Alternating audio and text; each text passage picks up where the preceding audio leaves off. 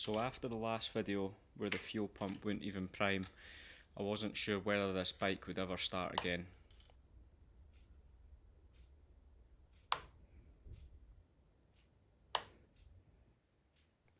So after doing some research, it turns out there's actually a bank angle sensor or tip over sensor which is within the headlight wiring loom. So the theory is with that not connected, the bike won't allow the fuel pump to prime. So let's go ahead and fit the headlight assembly back on the bike and we'll see what happens next.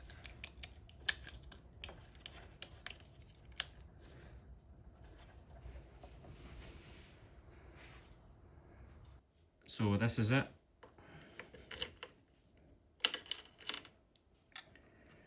So kill switch off, fuel pump sounds good.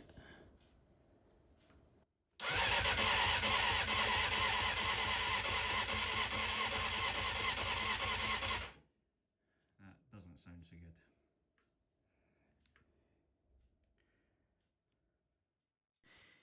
So the engine was turning over for quite a while, and then it did start to sound like it was about to kick into life, but then you could hear the battery was starting to struggle as well.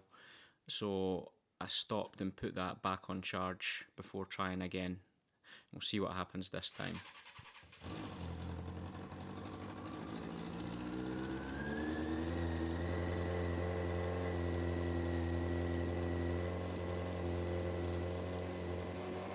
So it does sound really rough and it is idling pretty high, and I think the reason for that is there's actually a leak, an exhaust leak from cylinder 1, like the manifold. I don't know if it's not fitted correctly or if it's just not quite the right size. So I think that air leak is what's driving the revs up far higher than what they should be. I was trying to show it in the video here, but you can't really. I was expecting the receipt would blow around with the exhaust leak, but that never really worked.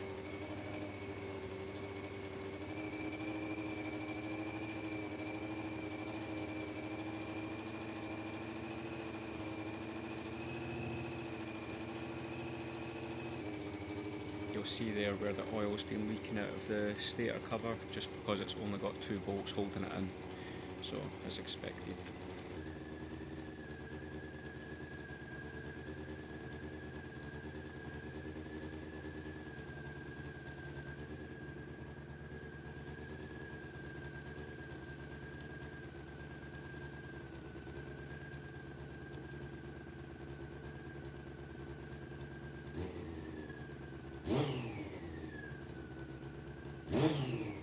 Doesn't sound too bad for having 64,000 miles on it.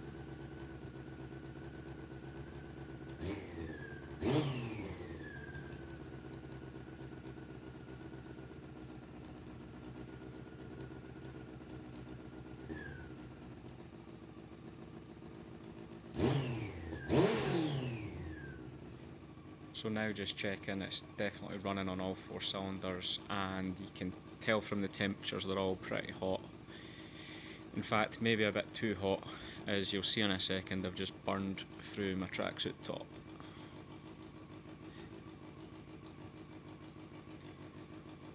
Pretty annoying, but only usually wear it in the garage anyway.